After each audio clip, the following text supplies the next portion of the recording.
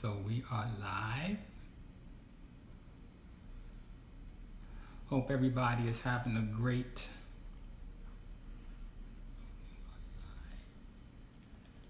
everybody's having a great afternoon and a great evening. We thank you guys for joining us.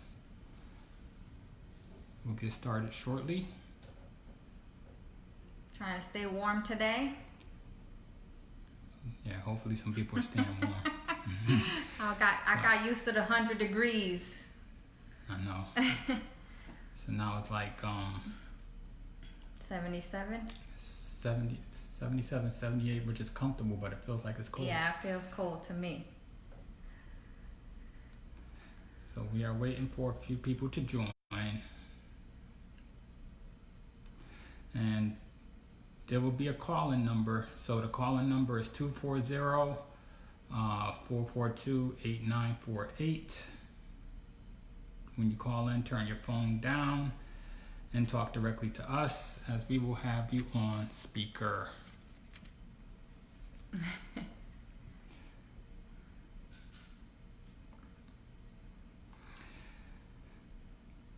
We're trying to monitor a few phones today, so Yeah, just bear with us. bear with us.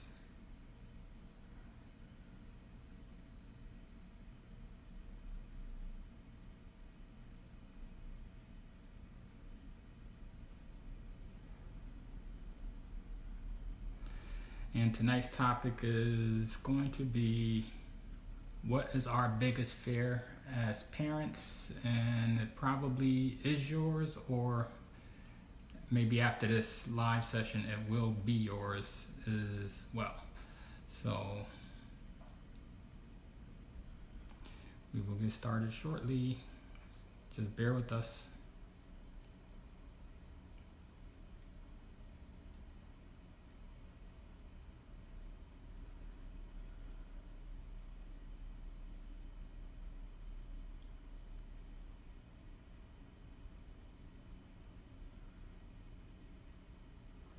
Okay, so for those who don't know us, I'm Nydia. and I am Julian, and we are teenage parents who started this channel to help motivate some people and help them get encouraged in one way, shape, or form. So we want to continue that. So I think today, this live session is going to piggyback off of all the other ones that we did. So if you guys have been following, you're going to see how I think this live is going to be the icing on the cake. We are looking forward to be interactive with the people who are watching, so please do not be shy, and we will go ahead and get started.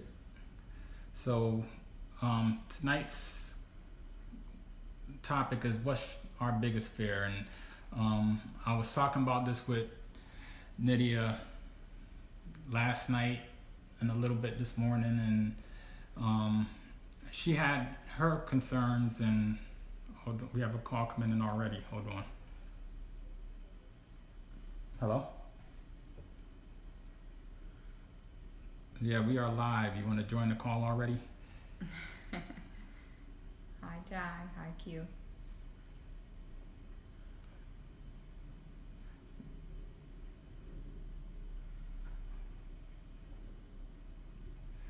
This is the conference call. Well, it's not really a conference call. It's for people who want to call in. Okay, great. All right, thanks. Bye. All right, so that's Louis. He's trying to get the video. I guess he's having a problem loading. I'm not sure if his connection is doing whatever it's supposed to do. So, hey, Jylen. All right, so like I was saying, tonight's topic is our biggest fear as parents, and it might be yours as well. So, in case you guys, like I said earlier, we were talking about this yesterday and today. Mm-hmm. Okay, so I'm going to let Nydia start with her list, and then I'll come in with my list. So you can go ahead and start with yours. So I guess being a mom, most of us probably have the same fears. You want your child to be healthy. You want them to be safe. When they go out in the world, you want them to come back home safe. But I think with being a young parent, so I was 17, Julian was 19, I think the biggest fear for me, I'll say us, but for me is, am I going to be able to do it right? Am I going to be able to raise this child right? And are they going to be, to me, are they going to be successful?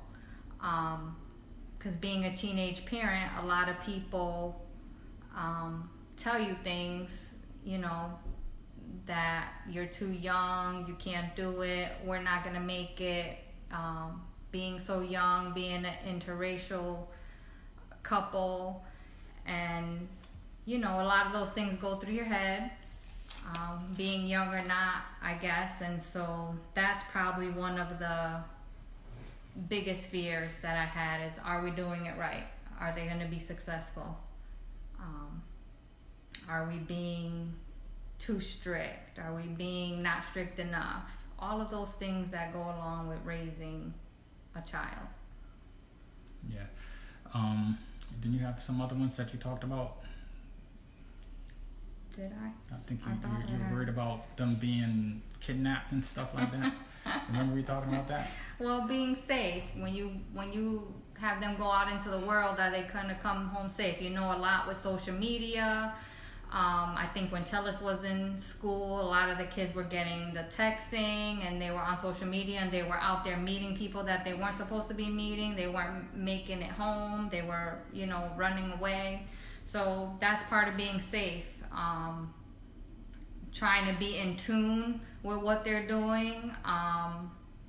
There was a lot of probably eavesdropping or rummaging through stuff sometimes to see what your kids are doing. And, you know, I don't feel bad about doing that. A lot of times people will say, oh, it's private, you're not supposed to do that. But, you know, if you want to make sure that your child is safe, I'm just telling you some of the things that I've done in order to make sure that they weren't doing something they weren't supposed to be doing, whether it was social media.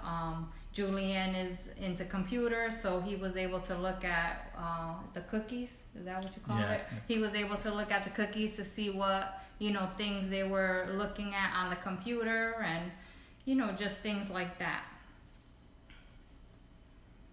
Okay. Anything else? No, I mean, you want to make sure they're happy. You know, I have a list here. You want to make sure they're achieving and doing great things. Are we influencing them correctly? And supporting them. Yes, definitely that. So, anything else you want to add? I'm not sure. I'm looking at your list here. Support and encourage them. Okay. So again, if anybody wants to dial in that joined, the telephone number is 240-442-8948. If you decide to call in, please talk to us directly. Do not, and turn your phone all the way down. So if you want to contribute to the call, we'll put you on speaker, but turn your laptop or your tablet. Volume, I guess. Yeah, turn the volume on your laptop or your tablet all the way down. We'll take your call and you can contribute. So that was Nydia's list. My list is somewhat, I'm just going to take it a little bit further.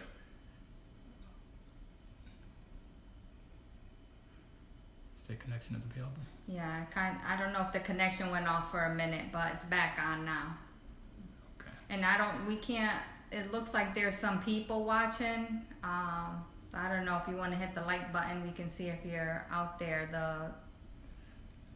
Yeah, can somebody throw something in there to let us know that they are watching?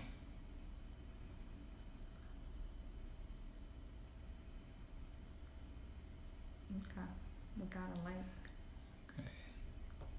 Yeah, Jai said it skipped a little bit, so you start over. Okay. With your piece. So hopefully it skipped at my piece.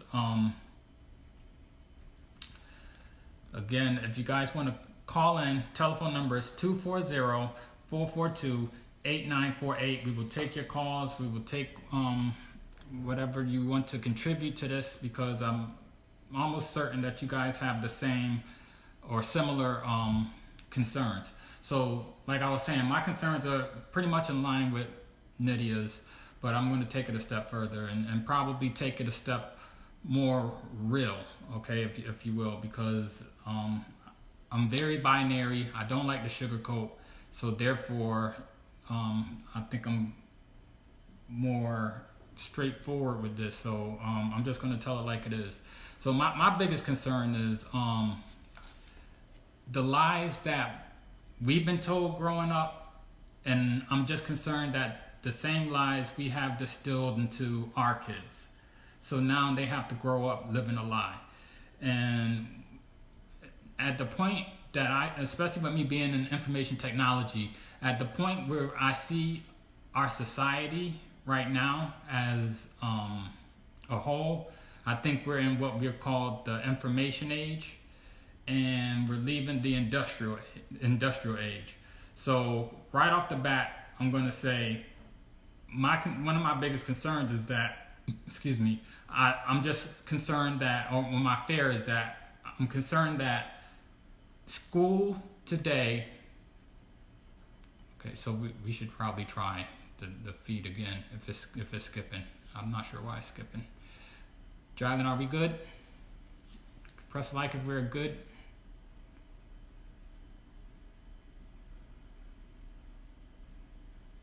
Yeah, it's fine. It's fine now. Okay. It could be this. No, I don't think it's that. Okay, so like I said, I'm going to take it a step further. So let me take it a step further. It's like I said, the lies that we're led to believe. So obviously, with us being teenage parents, we were led to believe that we weren't going to make it.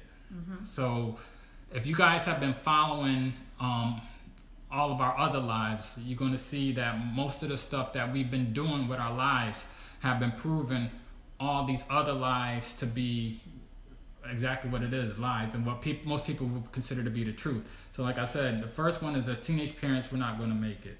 The second one was the house is an asset. Mm-hmm. Okay, so we got burnt there. Okay, so we had our house, sold our house, and we ended up bringing money to the table. When we sold our house, we decided to make a move. And when we look back and we saw how much money we put into the house, there's no way that I can sit here and vouch and say that our home was an asset, regardless. However, that's not to take away from real estate being a business with assets. So I'm just saying the primary residence for us just wasn't an asset. Our rental properties are pretty much an asset.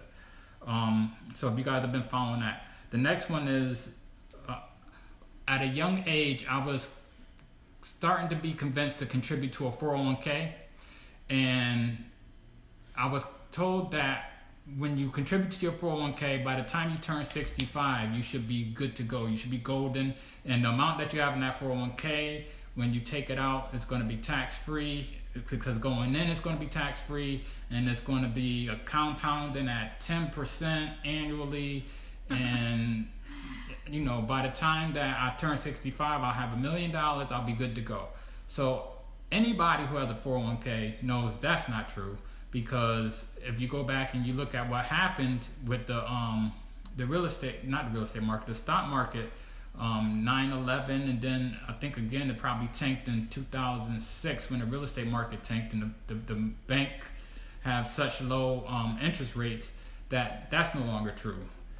The next one is our marriage wasn't going to last, and our relationship wasn't going to last, and here it is 30 years later. And it's going to be 30 years this week? This Friday. This Friday? Okay, so it's going to be 30 years this Friday that we've been together. So that's another lie. Another lie is, as you get older, your metabolism slows down, which, if you guys are following my page, as well as one of the Facebook Lives that we did when I talked about eating like a pig and staying lean as a lion, you find out that too is a lie.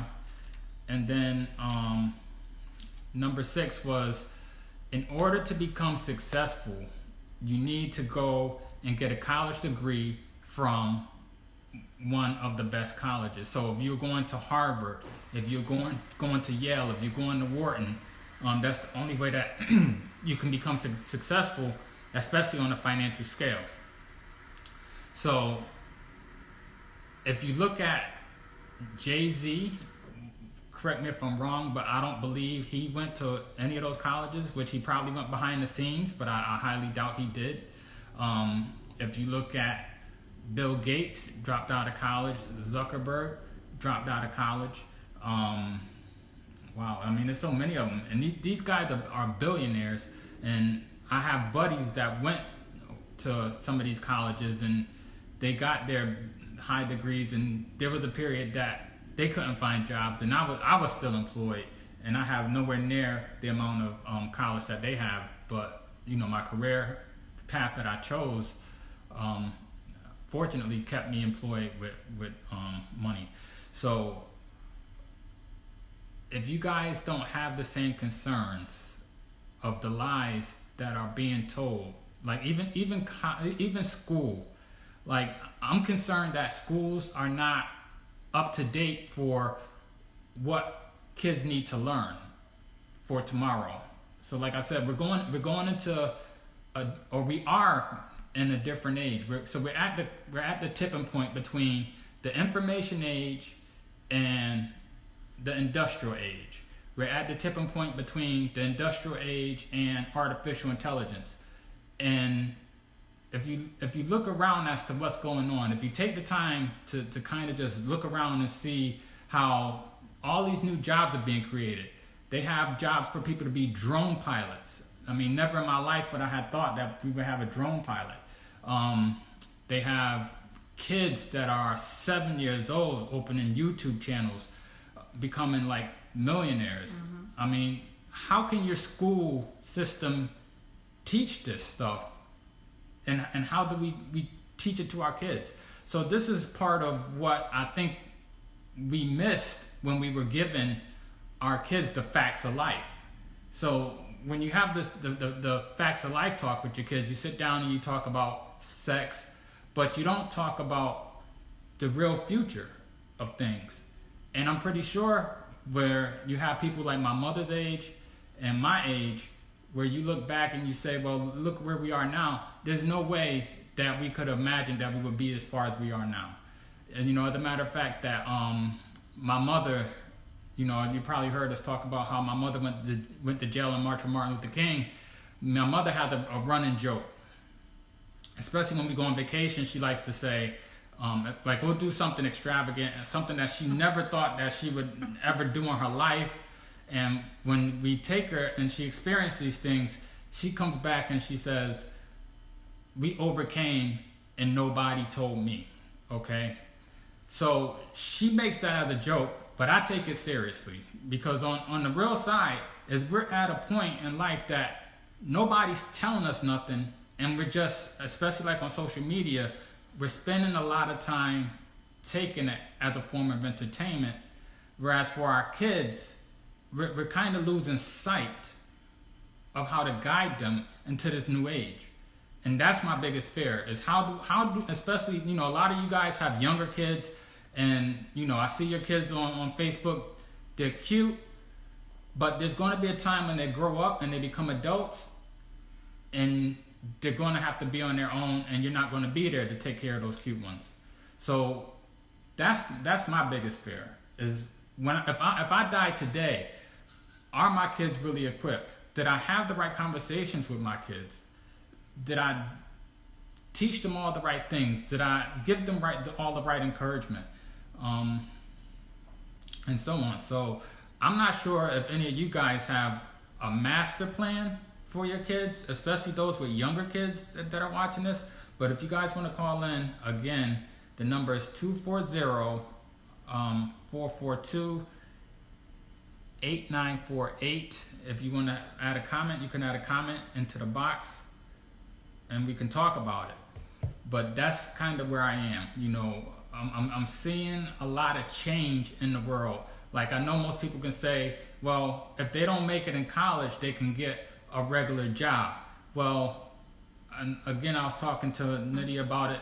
We go into McDonald's now, and the only time you talk to somebody is when you actually physically picking up your order. When you're making your order, they have a kiosk now that you're swiping through, and you put your order into the kiosk, and you put your credit card in, so those jobs are gone. You go into Walmart, and there's very few jobs in Walmart because people are doing self-checkout. You go on to Lowe's, Home Depot, self-checkout. So artificial intelligence, and even in, I believe it's in one of the Stop and Shop stores up in Connecticut, or a few of the Stop and Shop stores in Connecticut, they don't even want people wiping the floors anymore. They have a robot that goes around the store looking for spills, and it takes care of the spills. So now, where are the quote-unquote normal jobs that if your kid doesn't decide to go to college or decides that college is not for them, what are they going to do? Also, when you look at the price of college nowadays, because we just got finished paying for our middle one to go to college, and now you have to ask yourself, well, I just put in tens of thousands of dollars into somebody's education. What is my return on investment? What are they going to do with that education? Was that education time that they spent necessary? Was it mandatory for what they needed to do and become, especially if they're not going to become doctors and attorneys?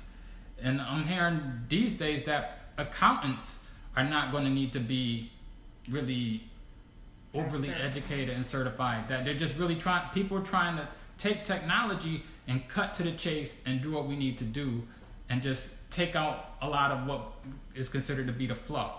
So that's my biggest concern. That's my fear, is did I properly prepare our kids for what's up and coming? And like I said, if you guys are paying attention to what's going on in the world today, I'm pretty sure you will see what I'm talking about. Facebook, even the way that we are communicating with you right now, is a step way beyond what I thought could ever happen. Way beyond dial-up internet. Dial-up internet was only a few years ago. Think about it. Net zero was only a few years ago, and all of a sudden it's a memory. And even now with cell phones, you don't even need to have Wi-Fi to have cell phone service just as fast as Wi-Fi. You know, it's just the way technology is changing, the way things are changing around us so rapidly. Cars are parking themselves. They're preventing you from getting in accidents. You know, when we drive our car, the car somehow knows that the car in front slammed on his brakes and the car starts stopping us. I mean, are your kids ready for this? Are you ready for it? How do you teach your kids? How do the teachers teach your kids of what's really going on out there? You know, that's my concern. How do we play catch up? You know, the guys that are inventing this stuff, I'm just wondering, you know, they say that there's a lot of geeks at Google, but I'm just wondering, like, are they geeks by nature, or are they geeks by education? Or, you know, how did they become geeks, and how are they so smart? Because whatever they're doing, they're not really teaching. They're doing most of it by trial and error. And when they're failing, they throw away the stuff that we never know about. When they're succeeding, boom. All of a sudden, we have something that called Google that she might put in a box. And even me as her husband, she might put in that little white box that she might not share with me. I mean, I can be honest with you, is a few weeks ago, I had a lump in my arm, and I wasn't sure if it was cancer or what, but I didn't tell her about it right away. Instead, I went into the Google box to try to talk to the Google box and make the Google box my comfort zone. Mm-hmm. You know, so I'm sitting there looking up to make sure this thing is not cancer, to see what it possibly is, before I decide to go to the doctor. And I want to see if Google tells me to go to the doctor because of the artificial intelligence that's in Google. I mean, it's just crazy where we are right now. And that's the biggest concern, is like, are my kids ready? Are your kids ready? Should we just let things happen? You know what I'm saying? And I tell you, you know, my concern about letting things happen is when we went to Dominican Republic and we went to that village and we saw this. We went to a village full of poverty, and it was like a third world country. And I said, well, basically, when you look at what's going on in our country, we're almost not far from that. Think about it, because you got people becoming. Before it was a big deal to become a millionaire. Now it's common to become a billionaire. I mean, people were sitting on hundreds of billions in assets, and here we are thinking that 100,000 is enough. But the reality is, when you look at what's going on, we are third world compared to these people who are becoming billionaires. I mean, there's no ifs, ands, or buts about it. So that's my biggest fear is, am I putting my kids in a safe place? Did I have the right conversations with them? Did I do the proper research? Did I ask all the right questions? Did the teachers that I surrounded them with give them what they needed to be equipped? Is it just okay? You know what I'm saying? Is it just okay? How do I know? I mean, and granted, you know, some of this is beyond my control, and some of it's within our control as parents, because, you know, it's just something that we have to teach our kids, that the school is not going to teach them, and the school is not obligated to teach them, but they're going to need it going forward. There's no ifs, ands, or buts about it, because you look at society, there's nobody teaching social media in class. There's nobody teaching how to use Google in class. There's nobody telling people that whatever it is that you're looking for, you can find it on the internet, period. People are still trying to do things the old-fashioned way, such as having them write 12-page reports, and all of that stuff is out on Google. So on Wiki. I'm like, so what is the purpose of doing this if you have this in your back pocket? I mean, and I'm pretty sure some of you guys are old enough to remember the days when they would say, you need to learn this because you're not going to have a calculator everywhere you go. Mm-hmm. Right? Well, they don't teach cursive anymore, I don't think. Because they got a font for that. They got a font for that. So, again, you know, if anybody wants to call in, the telephone number is 240-442-8948. You can drop a comment in the box, and we will respond to that as well. We could say hi to Wanda. Yeah, hi Wanda, Lewis, and Curtis. He's on Q's phone. Oh, cousin Curtis, how are you? Hope everything is well up in New York. And Lewis, hope everything is, and Wanda, hope everything is well up in Connecticut. But so if you guys in Mass, so if you guys want to join the conversation,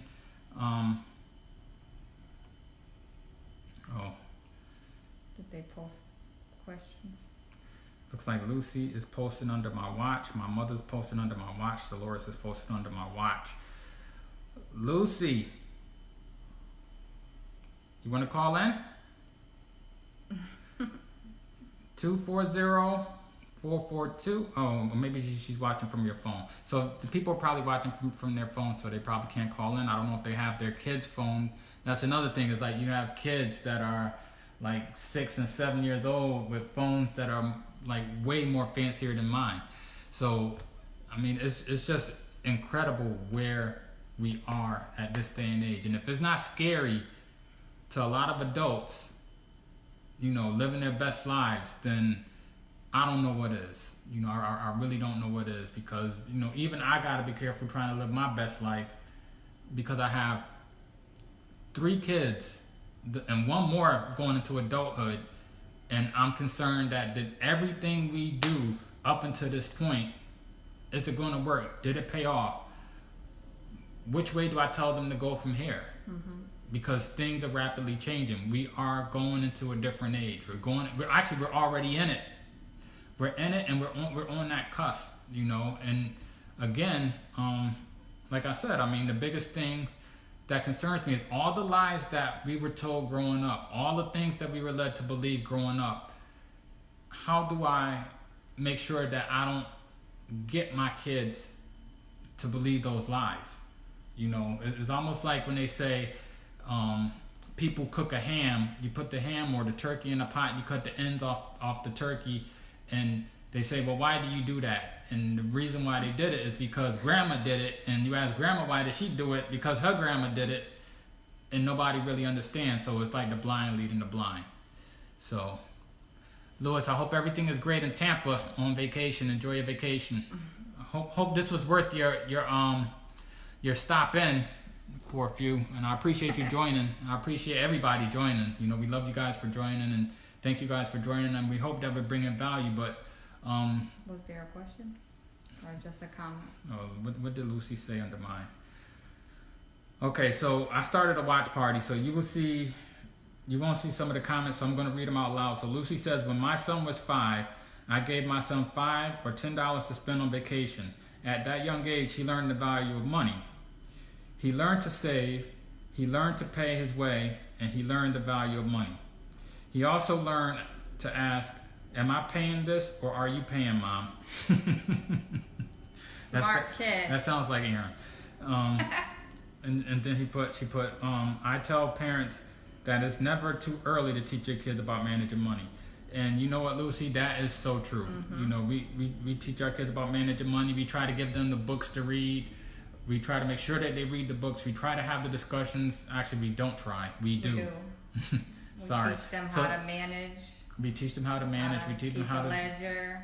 And try to motivate them into doing the right thing. So, you know, we're not really, actually we don't expect any man to take care of our daughters, and we try to make sure that our daughters don't expect any man to take care of them. However, we don't want them to be overly comfortable that they feel that they don't want to get married and make a man feel uncomfortable. And that, I know somebody, I'm not going to say who, put in one of our other chats that some men are insecure in relationships, and you know, I don't know if you want to call it insecure, but I just think that a man has his role, and in order to man up, you know, you should boss up, and you know, I think guys should do heavy lifting, especially, you know, it's not just physically, it's also mentally, you know. So when it comes to this game of parenting, Lewis says, I am part of a team at work. Hold on, yes, can you read that from me? I am part of a team at work that is helping with the data transfer and user friendliness. It's super important for our kid. Can you see how it says more? See more? It won't let us. There it is. There it goes. It's super important for our kids to understand IT and how apps can be utilized and improved upon to make things easier. Yeah, and I was gonna say it's kind of like the IT age now. And how do you teach your children in the IT age when we're kind of learning with them? He put, it's the future. Yeah, it's the future. And just want to say hello to Thelma and hello to Dolores. Apparently they're joining from my share feed, so there's about 4 people there. So anybody joining from my share feed, shouts out to y'all. Thank you guys for joining. If you guys would like to call in, if you have multiple phones, I encourage you guys to call in and join the conversation, especially if you have kids. Lewis, I see that you were talking about the future. You have a son of your own, so I'm pretty sure you have an idea where I'm going with this, you know, because the time that we're raised in is rapidly changing now for us as adults to play catch up. What is it going to mean for them? Even though all they know is the internet, but the school systems need to be revamped to make sure that they are equipped when they go out into the real world after spending all of that time, that they have exactly what they need. And me personally, I'm just not seeing how they're going to get that done. I mean, it's a whole revamping of schools that needs to take place to catch up with this new society that's starting already, and it's starting in front of our very eyes. You know, we talked about dial-up internet. I mean, you look at the laptop. I mean, the laptop was a big deal, and now you have the same power of your laptop on your iPhones or your Androids. So, and it's a smart. I mean, the thing fits in the palm of your hand. So how does the average person get their kid equipped for the next age that's coming up? Not the next generation. We're entering a whole new age of things that are happening. Like I said, I mean, there's new jobs that are being created, and there's old jobs that are being phased out as we speak. As you walk into the door of a business, you will see, and we talk about it as a so matter of fact. Like we say, oh, you know, we went to McDonald's and we had to do our own order. Ha ha ha. But the reality is that was somebody's job at some point. That was somebody used to have a job at McDonald's at some point, and now we're working for McDonald's. Amazon. We were talking about Amazon on Sunday, and how we were talking about, like, if Amazon went away, what would we do? Because we have a new addiction to Amazon. I will admit it. We have an addiction to Amazon because Amazon's prices are the same as if we were going to the store, but we don't have to go to the store. So we can go and we can live our best lives and just use our phones to get on Amazon, and voila. Get free shipping to your front door. At our front door. So it's an absolute crazy time, and you know, I hope Eric is on the line, because Eric, this was a conversation that I believe I was supposed to have with you. So, are we paying for your daughter's weddings? Again, Thelma, we'll see if they get married. You know, I mean, it's just a crazy time. It's this new age. Are people going to get married in this new age? We don't know. So, Thelma, that's a good question. And right now, we don't know. We don't know if they're going to get married. And had a cousin Patricia. And cousin Patricia, yeah, thanks for joining, cousin Patricia. New York is in the building. Okay, E, you got 2 phones? I see that you were here. So shout out to Eric. Atlanta's in the building. If you have 2 phones, I would love for you to join this conversation, because I know that you posted something about this, and I know that I have put a paragraph at arm's length about you know, why I have my kids start their own business.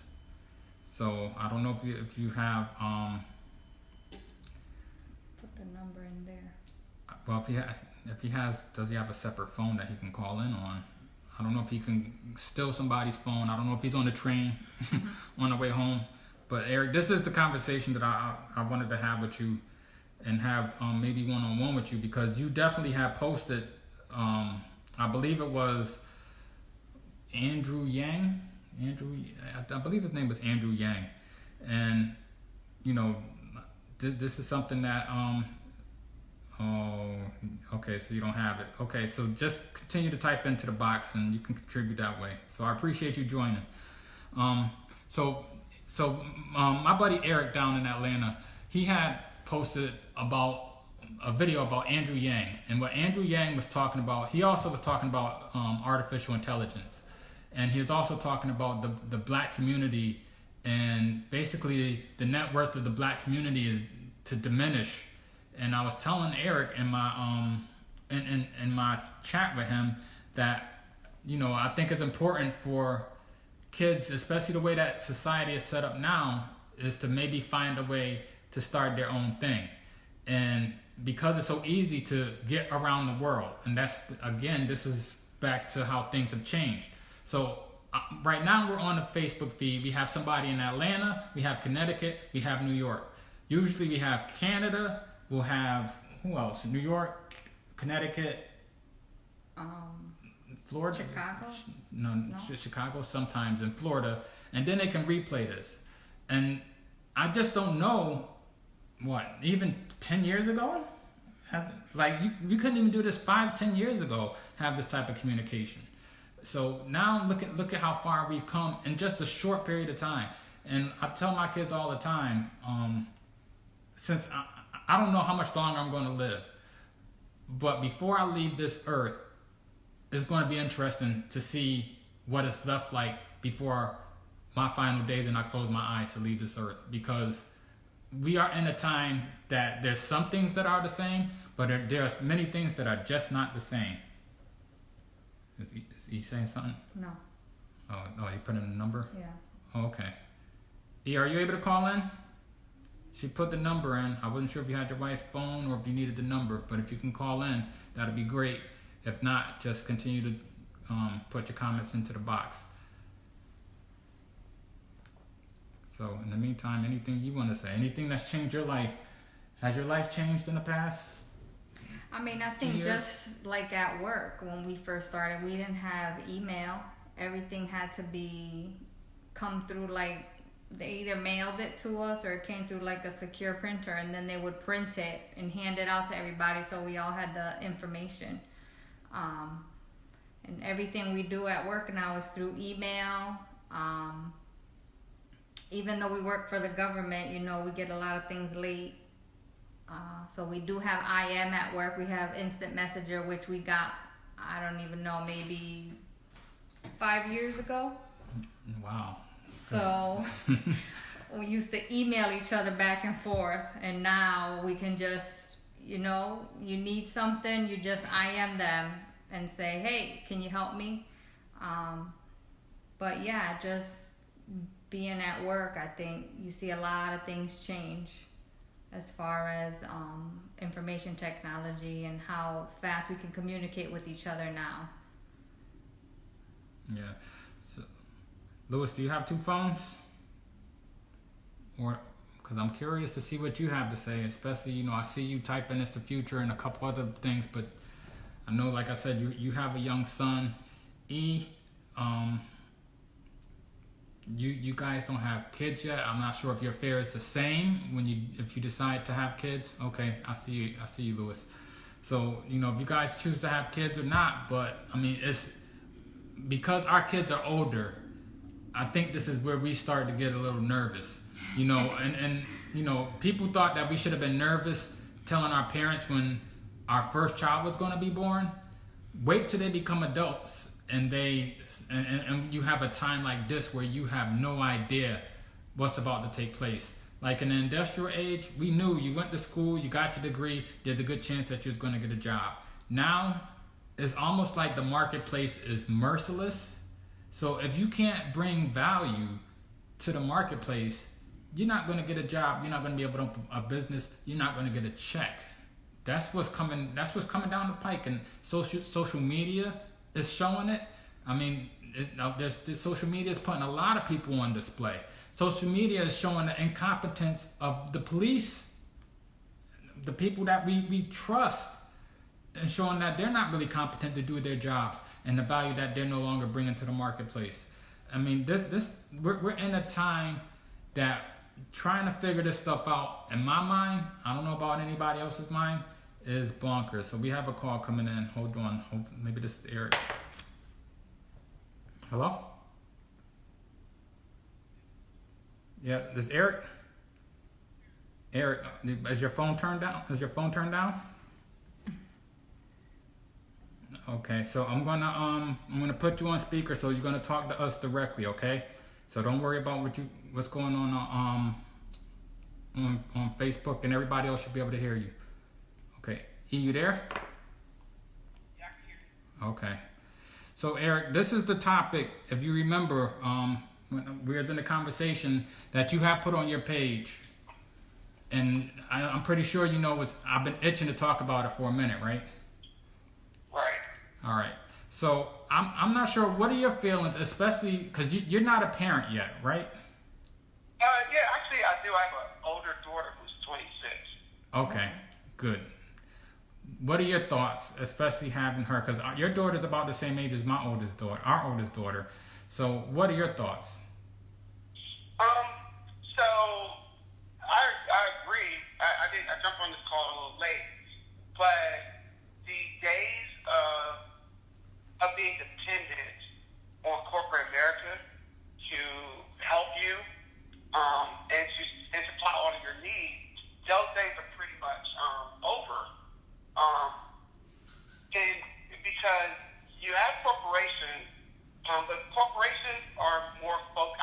My belief is that corporations are more focused on how their stock is doing versus how their employees are doing.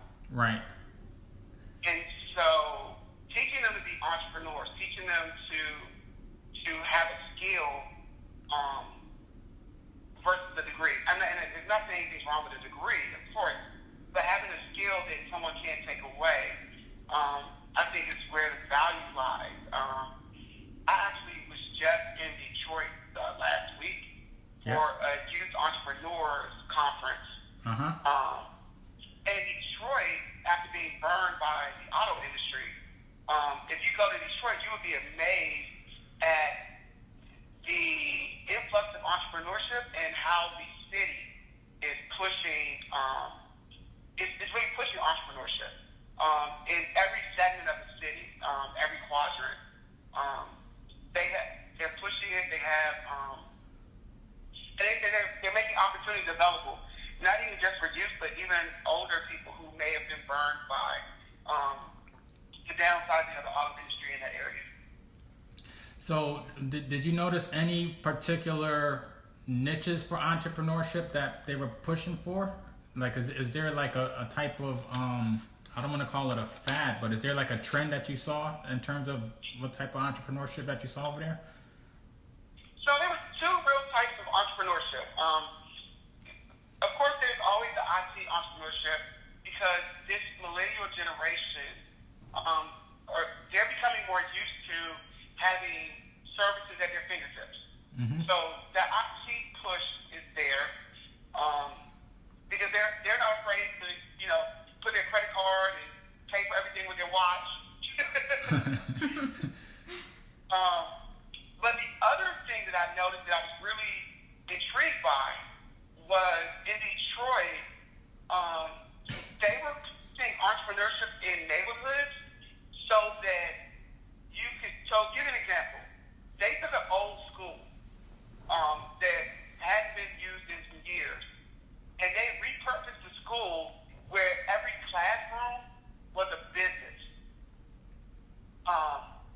And so instead of people having to go out and try to find brick and mortar buildings or storefronts, they turned each classroom into a business. So there was a lady who had like a thrift shop. There was even a pizza oven place in one of the classrooms where they would make pizza. And so there was about 30 different classrooms that were converted into stores. Yeah. They still have other classrooms that are waiting to be converted. They had one that was a coffee shop. And so they were trying to say, okay, we don't have to wait for Starbucks to come to the neighborhood. We're going to put our own Starbucks. We're going to create our own coffee shop in our community. And so a lot of the needs that they would normally have to go out of the community for, or they would have to wait for a Walmart or someone to come in the community and provide, they were providing themselves. And that I found really intriguing. Yeah. So when you said the school, that's where they, is it a school that they're converting into a business, or is it a school that they're teaching people to be entrepreneurs, or a combination of both? I'm sorry. It's a school that they converted. So it was a school that was no longer being used, and I think the city was contemplating tearing it down, and the organization came in and asked to they repurpose it, and the city basically said, we'll give you a shot, and it's a working concept. Okay. Yeah, that's pretty dope.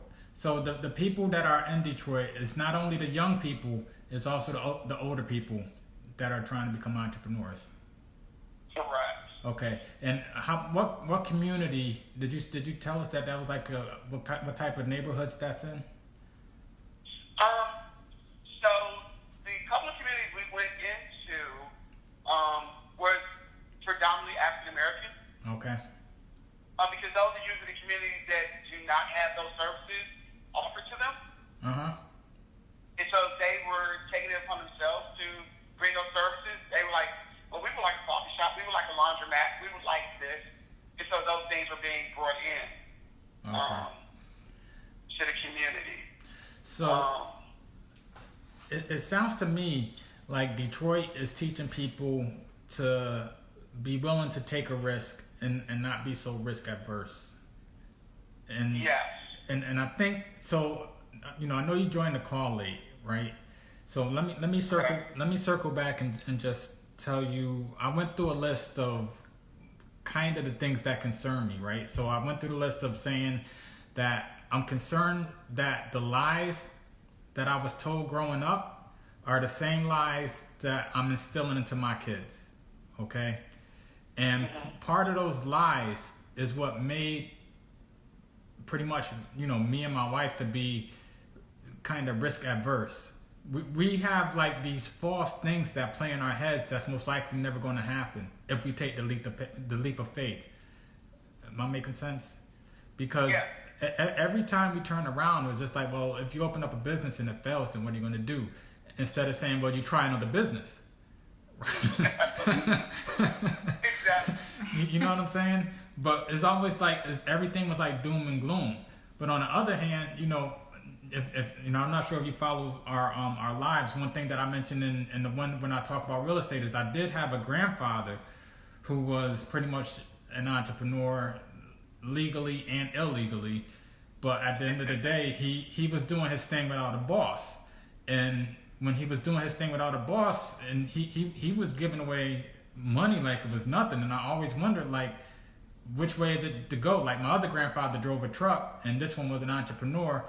The one that drove a truck, I never really saw his money, but the one that was the entrepreneur, I would always see his money. You know what I'm saying? And so he was real comfortable doing what he was doing. And amazingly enough, when he started, he did have the support of the community where he was, doing his sales in. So I think I must have missed that boat, because at some point, I think, the brain gets washed to say this is the only way to go. So, like I was saying earlier, part of the lies that we were told is like, us, me and my wife were teenage parents. We had, my wife got pregnant at 15, I was 17, and people were telling us, you're not going to make it. Like it was the wrong move. And if I would have believed that, you and I wouldn't be on the phone together right now, because you're a successful person and you don't mess around with no scrubs. You know what I'm saying? You really don't keep scrubs in your circle, right? So, if I would have bought into that, like I said, there's so many things we wouldn't have saw. There's so many things we wouldn't have done. There's so many conversations, like even this conversation right now in this Facebook Live, we wouldn't be able to have if I would have bought into those lies. So, that goes along to feed the lies that we were told into our kids. But it sounds like in Detroit, they're trying to break up some of that thinking, and I guess it comes down to what they call it, a paradigm, paradigm shift. Yeah, and that's what I'm trying to instill in my kids, is to have that paradigm shift, not to be scared, and if they're going to do something, do it while they're home. And back to what you were saying about a degree and relying on corporate America, I'm trying to teach them that, fail now and figure it out, but don't be a slouch about it. Don't be. You got to work just as hard for yourself as if you had a corporate America job. Right. So, I'll share this. Two things. That statement that you just made. There's a gentleman, I can't even think. I read his book, and one of his statements is, "Fail early, fail often." And it's teaching you not to be afraid of failure. I think when you talk about the lie that we're told, we're kind of, in our community, we're kind of ingrained that if you fail, it is forever. Yeah. That you cannot recover. Yeah.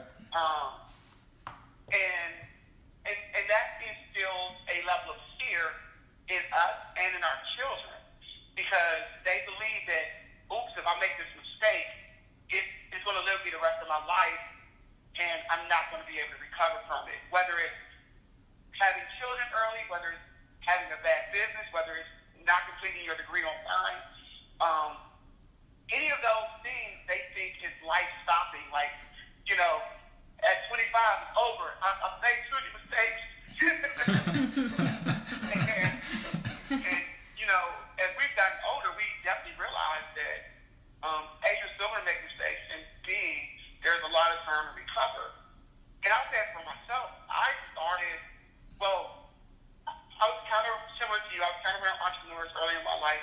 Had an uncle who had a regular day job, and he did moving jobs. He had trailers and trucks, and I was ingrained in that from like 10 years old to 18. So I started as an entrepreneur, but actually I started my first business. I partnered with some guys to open a barbershop here in Atlanta back in 04 or 05. And it failed miserably, but it was a great learning opportunity. Because I wasn't a barber, so I partnered with some people who were barbers, but I learned a lot about marketing and things like that. It was I would say it was probably about an $18,000 lesson. About a year in school. So I gained some experience. And then my current company I've been running since 2009, where I have offered IT services to the government, and so we're about 10 years in. But once again, like you said earlier, you can't be afraid of failing. And I had family when I told them I was leaving my job and starting my business. It's like, are you sure? Are you comfortable? And I could not lean on their opinions about that, as you guys have realized with real estate and everything else that you have done. Yeah. Is that you just have to trust your gut and your faith. All the time. All the time, and that's really discouraging. It's really discouraging because you second guess every move you make. You know what I'm saying? And Right. it's almost like if you're going to run a race, you got to run a race, especially a sprint. You got to run a race fully focused, because as soon as you hesitate, you can stumble and it's all over. But as long as you can focus, you can finish the race and be at the top of your game. You know what I'm saying? But we are taught to hesitate. We value too many opinions of people where it doesn't matter. You know what I'm saying? So again, this is all along the lines of the fear that I have. Like, how am I teaching my kids? Like, am I teaching them that everything is going to be okay regardless, or is everything not going to be okay? Is the age that we're going in going to make it easier for them to be entrepreneurs? Because with the reach of, even Facebook alone has the reach of 2 billion people, right? Across the planet. And then of course you have the internet itself, Google, that has probably another 2 billion across the planet, versus like even your business and IT, you're offering it only to a small niche of the government. But if you choose to, you can scale that business and offer it across the planet. You know what I'm saying? But we couldn't do that even, Right. 10, 20 years ago, which is not that long ago. So, again, as a parent, this is what concerns me, is like how fast things are moving. How can schools catch up to make it possible for you to be more of a parent and less of a teacher, or that your job now to be 50-50? I mean, granted, you're a teacher, but in terms of like the true education of life and what needs to take place, I'm just not seeing where they can adjust the school system to accommodate that. Even if you eventually have grandkids, or what have you, or if you have nieces and nephews that have to come through the system, are they going to be equipped? Are they going to be prepared? So I would almost venture to say that you, as a parent or as somebody who's invested in the youth, you're almost at 75% versus 75-25, where you're 75 and the school is 25. Mm-hmm. Because the school system is such a huge organization, and it takes so much for them to make simple decisions. That's the government. And I don't want to knock any teachers, so if any teachers on the line, I love you guys. Well, I did ask them to join in the live, so if they didn't make it, they can't defend themselves. But I see Dana's on. Is Dana a teacher? Dana, I don't think so. She's the SS person, social worker. What's the thing? I think she's a state worker. Dana, type in what you do into the box so we know if we're offending you or not, please. But what I would say about teachers is a lot of them, with the schedule of preparing students for testing, they don't have enough time Yeah. Yeah. It's all based on numbers. Correct. And it's their numbers to get paid, which is what we're all trying to do, right? we're all trying to get paid. One second, E. Eric. So Lewis says they may not be equipped with the knowledge on how to use technology, but schools will always produce worker bees. Well, that's very true. so let's be careful there, Eric. So we want to circle back to my comment about Walmart and these self checkouts. So it depends on what type of worker bee there is, right? So right, and you have to be careful there because they're gonna use AI to take over a lot of these jobs. I'm sorry. And they have been, right? Like, so you're originally from the Maryland D.C. area, right? Yeah. Okay. So are you aware that they have these things called drone pilots now? So there's new jobs out for drone pilots to fly drones, and the University of Maryland flew an organ from one side of Baltimore to the other using a drone instead of having a human being put it in. Sometimes I know they use like a helicopter. I know in Connecticut they used to use helicopters to transport organs, and down here they use the drone. Sometimes they use like an ambulance, because they want to get it to the quickest way possible. But when I heard that, I'm just like, this is something else where we're not even having human beings do stuff anymore that we used to think only the Army did. Mm-hmm. This is becoming common to us, and as parents, I just don't feel we can continue to look the other way and just make it seem like everything is hunky dory, and while our kids fall behind. You know what I'm saying? 100% correct. Because and that's what scares me. Am I doing it right? And I mentioned in one of my one of our live sessions is me being in IT. One of the main reasons why I got in IT is because I used to want to be on the cutting edge of everything. I used to wanted to know how everything worked. I used to wanted to know how everything was going. I mean, when I started my degree, I had did a report on how at some day we're going to get to the point where parking meters would accept credit cards. and my question is, are we there yet? Do parking meters accept credit cards? We're beyond that. Right. I mean, I had no idea that they had these things called apps coming. And I had another report that I said that people were going to be able to put a device and transfer money from one phone to another, but I had it set up that you would need a wire to transfer from one phone to another. I had no idea they were going to come up with this thing called apps, and now it's so common. It's so now it's already Cash App, Zelle, all of these Pop Money. They're just so matter of fact already that and this was something I was like something I was just really trying to make pretend in my mind. I'm just like, well, why wouldn't you be able to? Why do we need to carry cash around? At what point did we stop carrying cash around? We could do this stuff through our phone, and we didn't even have internet on our phone. Back then, we just had text messaging. So, but that was a silly idea, and I'm just like, we're there. So it's one of those things like when you say, oh, they took my idea. And it's, even with Uber, Lyft, these times are just incredible. People don't even buy cars anymore. People don't even get their license anymore.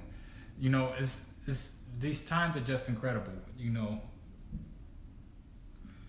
Yeah, I was going to mention, I think part of the way of doing it right is finding a way to balance our fears of technology when we teach our children, but also give them the freedom to learn how technology is improving things. I worked at a government agency that was, for years, against letting people make payments online. Yeah. They couldn't pay, their college tax bill online.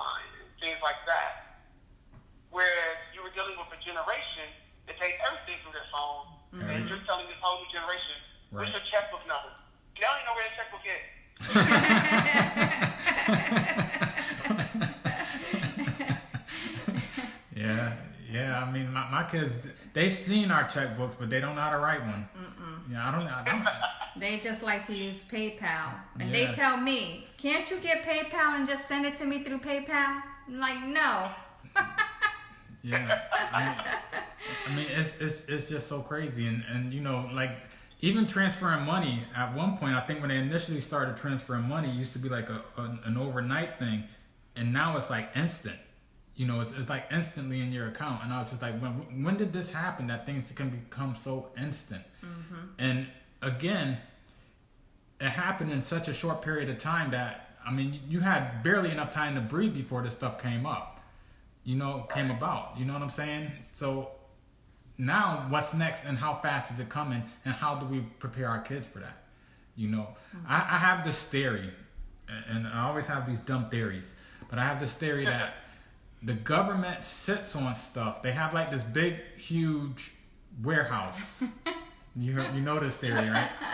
Okay, so I have, and people call it a conspiracy theory, but I have this thing that the government has this huge warehouse somewhere, and there's somebody that had the job to monitor society and start releasing stuff as they deem that we are ready. Because it doesn't seem like anything quite comes out before we're ready for it. But on the other hand, it seems like some of this stuff that the government may not be controlling, the floodgates are almost open on it. You know what I'm saying? Well, let's do it. I don't want to talk about your conspiracy theory, but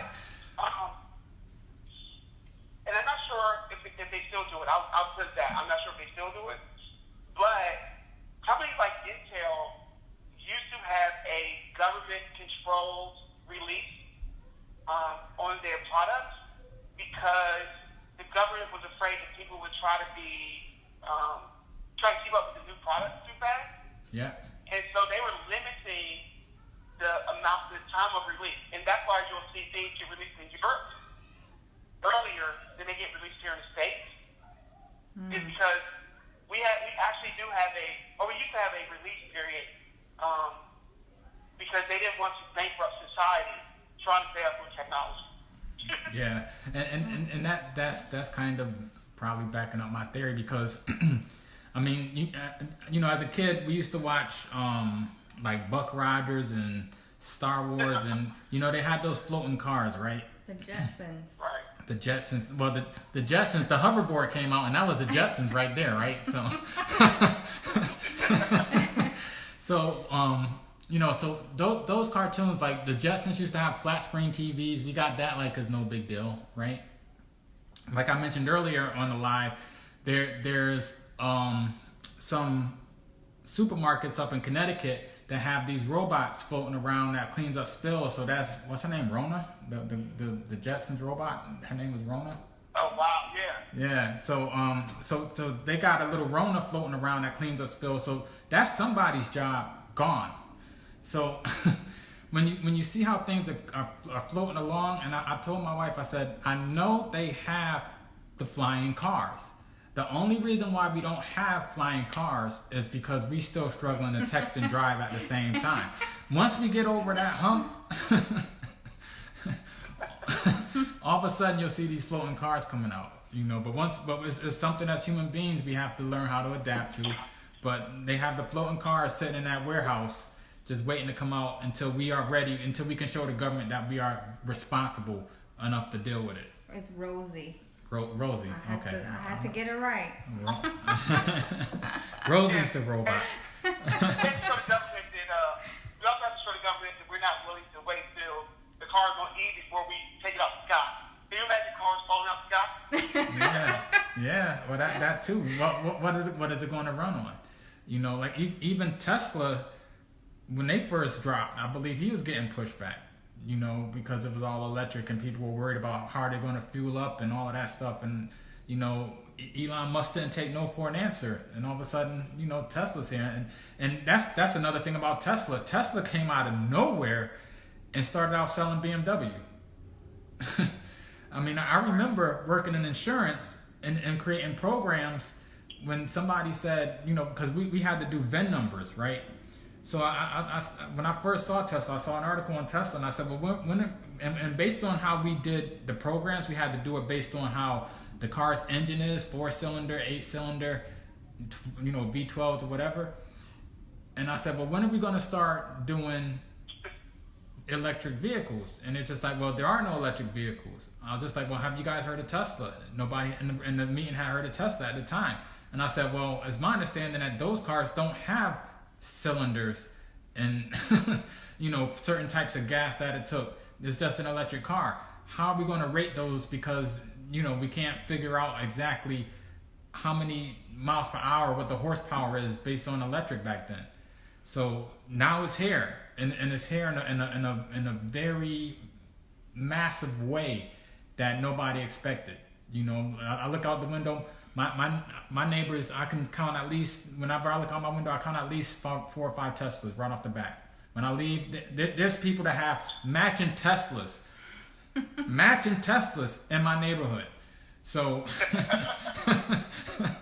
and I mean, you think about, it used to be a big deal to have matching BMWs, to have matching Teslas, the SUVs. I mean, it's crazy what I'm seeing, and it's becoming more of a concern every day. And it's not like I just woke up one day and just took my head out of the sand and started looking around and said, okay, well, this is an issue. I know when you posted that story from, was it Andrew Yang? What's his name? Yeah. Yeah, but when I first heard him talk, when I first saw that article, I said this has been the same stuff that's been on my mind for a hot second. And I said, it's amazing that Eric posted this, while it was like kind of hot on my mind, and that's why I said I can't even go into it on your post because it's really so much to say about it. You know what I'm saying? I mean, it's something. Well, I have a question for you. Mm-hmm. Because you do have older children, how are you encouraging them to embrace technology and prepare? Well, eventually, because I'm a computer programmer by trade. Okay, so what I did with them is, my career, I program in an old programming language called COBOL, which is mainframe. And that's another lie. People said the mainframe was going to go away, and it's far from it. So that adds on to my list of lies that I mentioned earlier. So, but also, coming up through the ranks, I was told that I needed to be well adversed in other programming languages. So, if you're familiar with Java, which is one of the more modernized, which is old, but it's still one of the more modernized languages, I started teaching my kids how to program with Java a little bit. So they're not afraid of it. But for the most part, I mean, I don't have a problem pushing them to fall into stuff. I feel like they embrace social media, the technology. They have embraced the technology probably more than me. But I think we're all learning together how to use that technology, right?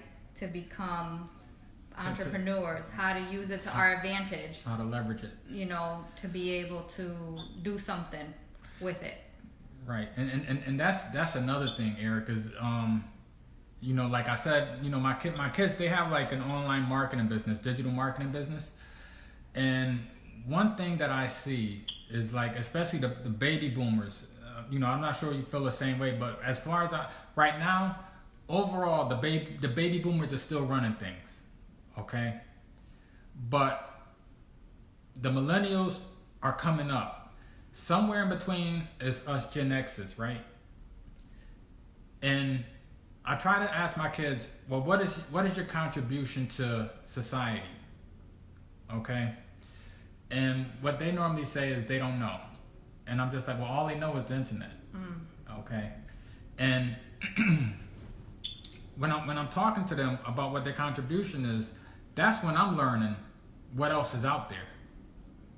You know what I'm saying? So in the process of me trying to quiz them and get at them to be productive, because I'm sitting there, I'm just like, well, my generation invented rap music, My generation invented, breakdancing. I'm just like, so what do you guys bring to the table? And I remember, and it's been about a year ago since we had this conversation, and that's when it clicked. I was just like, they got the internet, and that's all they know is the internet. And then, and then when I look at the internet, my gut, and I'm pretty sure, with me being an IT guy, you can mark my words. There used to be a joke saying that when you went to work and you would surf the net, that you would be getting to the end of the internet. Right.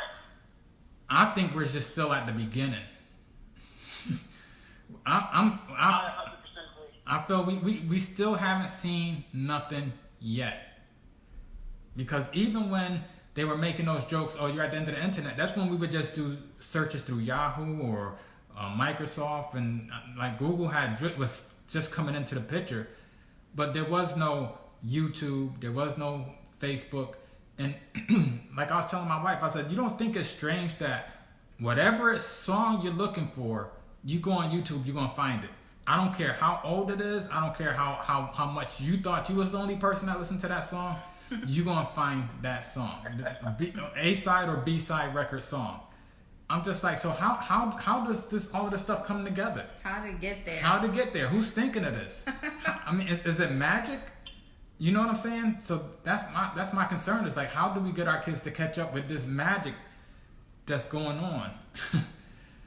Especially. Well, it's interesting. That's why I'm kind of asking that question of how you're encouraging your children.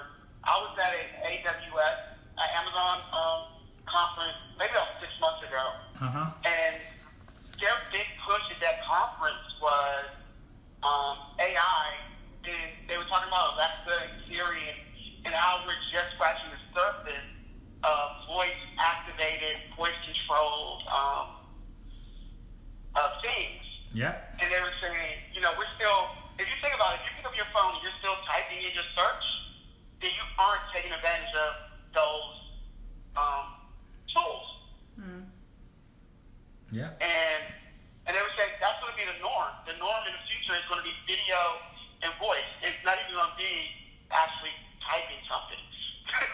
Yeah, I mean, and actually, when you say the future, like, what is defined as the future? Because the future, based on what you're saying, is, to me, sounds within the next 48 months. Pretty much. And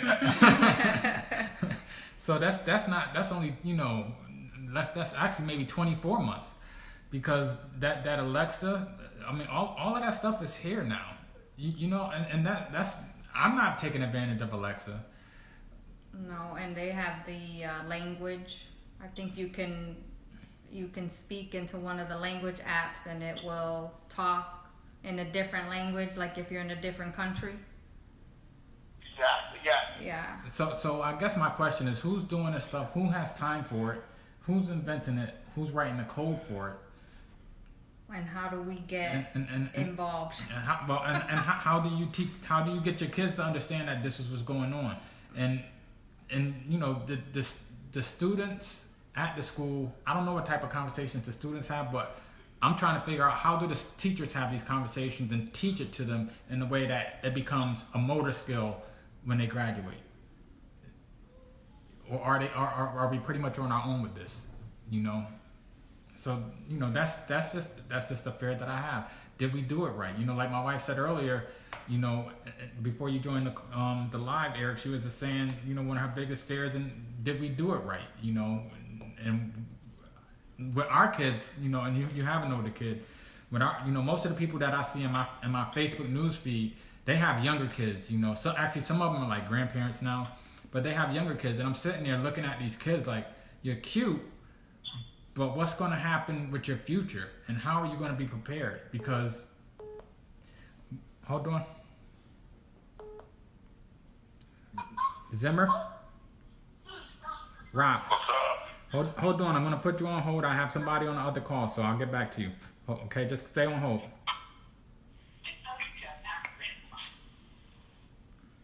Okay. Eric, are you there? I'm here. Okay. So I got somebody online too that wants to speak. But hey, listen, thank you so much for calling in. Send T our love. Thank you. Definitely. Thank you. I'm about to listen Yeah, I appreciate you calling in. All right, send to y'all love. Love you too. I will definitely. Okay, take care. What happened to Rob? Did Rob hang up? Looks like Rob hung up. Let me see if I can get him back on.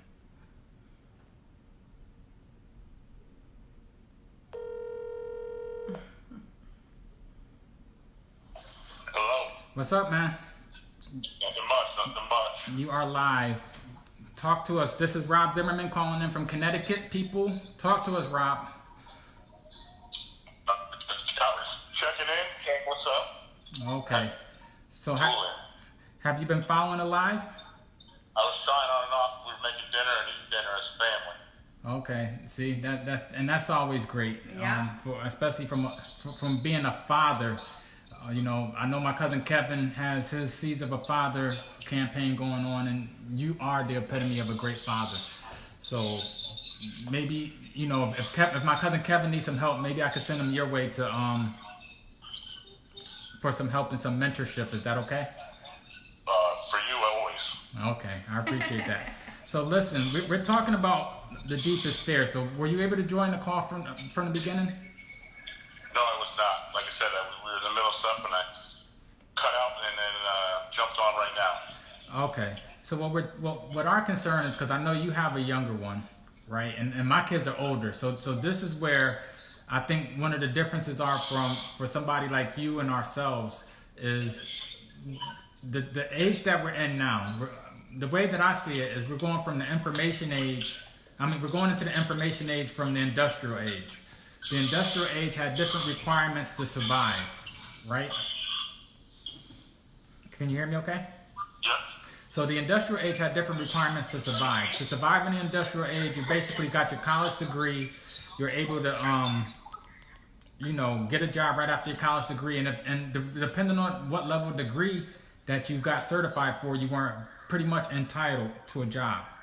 Whereas now, going into the information age, it's almost like you really can't have that same claim because you can't really hide from who you really are. So if you don't have the value to bring to the marketplace, then it's going to show and it's going to show quick. And there's people that may not have the same degree as you, or maybe have a lesser degree than you, that have more value to the marketplace, and they're going to get that position over you. And there's going to be people with hurt feelings because they feel entitled. If that makes sense. It definitely makes sense, but you got to have a good balance of education and the new era, I'll call it. Okay, so how would you guide your daughter, and what advice would you give her, and any concerns that you have around us going into this new age? I would definitely say the way I would describe to her, she needs to be smart, and she has to be careful on what goes out. Because like you said, once it's out there, it's always out there. And how you're portrayed, you'll be seen visually now in today's age versus just word of mouth. Mm-hmm. So it's a whole how you carry yourself. Right, and social media is word of mouth on steroids. Oh, more than steroids. It can be a help, and it can also be a hindrance. Yeah, it's the truth and the curse at the same time. So, anything else? So how we're talking is, we tell her, listen, there's always the need to be smart, courteous, and everything else, and you got to learn. You need to get your schooling and everything else, and we don't shy her away from a lot of things. We encourage, but then we also tell her the ins and the outs of what could happen in today's age. Via the phones, the internet, social media. And like I said before, she's always got to remember, once it's out there, it's out there. Right. So I think that's part of the that's part of the concern too. Like once it's out there, it's out there. So someone randomly is ringing our bell. You want to get the bell? Get the phone. So since you didn't join earlier, I was basically saying that there's a lot of lies that we've been taught to believe, that I'm just concerned that I'm filtering those lies down through my kids, and to undo those lies and make sure that they understand what the truth is these days. You know, so you know one of the things that we was always told is as teenage parents we're not going to make it. We were told that our marriage won't last. I mean, we were told things like, your metabolism slows down when you get older, and all of that has been proven wrong. From as you can, if you follow our Facebook lives, so it's like, well, what else are we teaching our kids that may be lies? And my biggest fear is that all of that stuff needs to be undone because of what society trained us to believe. True, and there's certain things, back in the day, everyone's like, oh, it won't last, or you had children out of wedlock, and blah, blah, blah. That's the old taboo. You guys are one of the ones that have proven it different, That's not the case. That's not the case, yeah. And so that's what I'm trying to figure out is like, now that my kids are adult, so like I mentioned earlier, if you think we were scared to tell our parents when we were becoming teenage parents, now it's at the point that we're scared because we're becoming parents of adult kids. Because you want to see if all the work that you put into your kids, what type of return you're getting. Oh, of course. You know what I'm saying? Your largest and your most prized accomplishment are your kids. Right. So that's the biggest concern. You start off and you want to make sure you give them everything and anything that you can and teach them the right ways and the wrong ways, which hopefully I've done through my 11-year-old, you've done through your 3 children. So now you're at the stage now where the way to find out your best, how you did, is what they take and move forward with what you've taught them. Right. So now let's talk about your 11-year-old. Right now she's still nice and cute. Okay, and she's gonna be cute for a few more years, and then she's gonna turn into an adult. So that's when her mother takes over. That's when her mother takes over. Well, I think her mother takes over. No, her mother took over from the beginning. What are you talking about? No, we were together now. When she started giving me that up, and I'm like, go talk to your mother. So when she becomes an adult, let's just say 18, so she's off to college. If you plan to send her to college, because I'm not sure. So this is the question: how are things going to be when in another 7 years for her? Like our college is going to be relevant. Well, we're gearing towards they'll still be relevant, and then if it's not, then we'll make the adjustment there. But you always have to try to plan as if it's still going to be relevant in today's society, which I think you will be. It might not be as important as in years past, but I still feel that it's going to be there. And how about the cost of college? Well, just like the rest of us, just going to have to figure that out. So you don't sound too concerned.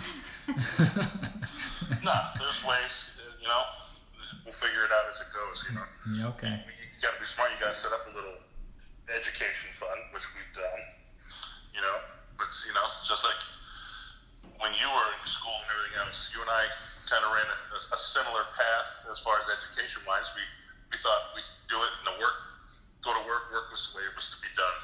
We did that, and we found out after a few years, this wasn't what it was all cracked up to be. Went back into the education, got some education, and got some good jobs. Yeah. So do you talk to Sophia about what her plans are? Does she talk about her plans, or does she have any vision?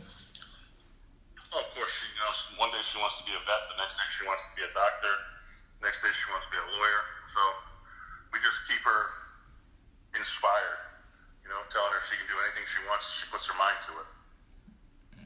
Okay, so you said a vet and a lawyer? Yeah. Yeah, those are definitely college education type jobs where you should get some type of return on investment.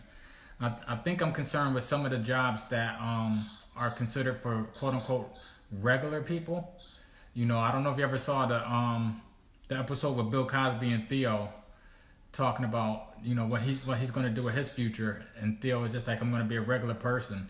And like with the person that Eric, the guy that I was talking to when you called, we were talking about artificial intelligence taking over these quote unquote regular person positions. So now you have people that's going to be jockeying for other positions. And like, how do you create other positions? So one thing Eric pointed out was entrepreneurship. And I think he said that's something that they're trying to do in Detroit. They're trying to encourage entrepreneurship because I guess they got burnt by the auto industry. So, you know, they're really trying to feel their way through in order to get things up and running in Detroit again. Yeah, I've talked to a couple of younger guys that have, you know, in the workforce and everything else. They've actually got classes now where you get class credit for entrepreneurship. Then it starts in the high school levels. So which high schools are those? Because this was part of my concern. Like, where are the schools going to start out at? And what type of people were teaching it? Are entrepreneurs teaching entrepreneurship, or is it some type of thing that they went to school to learn that they're not? I think from what I'm understanding was it's kind of an elective class. Like back in our day, you had Comac, automotive, and a little bit of computer. Now I think that they have entrepreneurship as one of the electives, and I think it's taught by, you know, successful local entrepreneurs with a teacher there, probably in the business sector. Okay. So do you know any schools is there any schools in Connecticut that's offering those? Oh, no, off the top of the head, I know the guy that I was talking with, he's out of Mass. Oh, he's out of Mass. So I think so.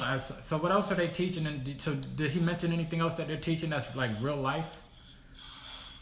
Well, there's always the social media is the huge push these days, but nothing out of the super ordinary. Like when he told me about the entrepreneurial, I said, well, that's actually pretty interesting. I would have probably been more interested in taking that course back in the day than my third year of automotive. So do you talk to your daughter about entrepreneurship at all? But I think at her age, she's still too young to really understand what it is. But you know, she's done a lot of different things. You know, the lemonade stand. Yeah, I remember that. She's up to date. She's pretty well versed. I mean, after the hurricanes in Florida, she came to the wife and I and wanted to do a fundraiser to help those that were affected. And it was out of her own thoughts. It wasn't like we asked her would she want to do something. She came to us and asked for it. Again, I think it's how the child's brought up. Right. Yeah. You know, if they're brought up caring for others from the get-go and not seeing, you know, race, color, or anything like that, they're just shown love. I think that's the key to a lot of it. Yeah. So what about let's circle back to her lemonade stand. Was she concerned with how much lemonade she would sell, or did she just go out and do it? Actually, she was a go-getter. She said she wanted to make, you know, $20. When she blew by the $20 mark, she's like, wow. You know, there was excitement in her eyes. There was fire. And then didn't she use your motorcycle for part of her marketing strategy? No, we just put it out in the front yard with the little types umbrella and the table. And she made the signs and everything else, and she did it all on her own. So what was the purpose of the motorcycle? Was that for you to show off? I don't remember a motorcycle being at the lemonade stand. I could have sworn I saw a picture with your motorcycle at the lemonade stand. Or was that somebody's prowler at the lemonade stand? Oh no, that was the hurricane thing.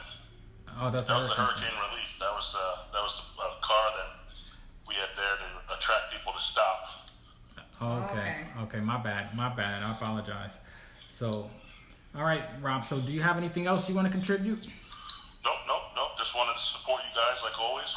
Yeah, I appreciate it. Yes. Continue success and happiness, and the family, my blessings. Okay. All right, Rob. So, send my love to the family. Tell everybody hi. All right. Love you, man. Bye. All right. So. I see Gilda got on. We say hi, Gilda. Gilda's on. Okay. So I think anything else? No. All right. So we're going to end the call. We appreciate everybody for calling in. Everybody who called in. We do appreciate your support. We love you guys. If you guys have any questions, please get back to us, and you can inbox us, comment. and not just about this one, about any of the other lives that we had You know, if you guys got questions about real estate, dieting, intermittent fasting, fatherhood, motherhood, parenting, you know, we're here for you guys. We're willing, like I said, we're willing to mentor couples and kids and all of that stuff if you guys need somebody that needs to be mentored. So we thank you guys for joining, and you guys have a great night. Take care. Bye-bye.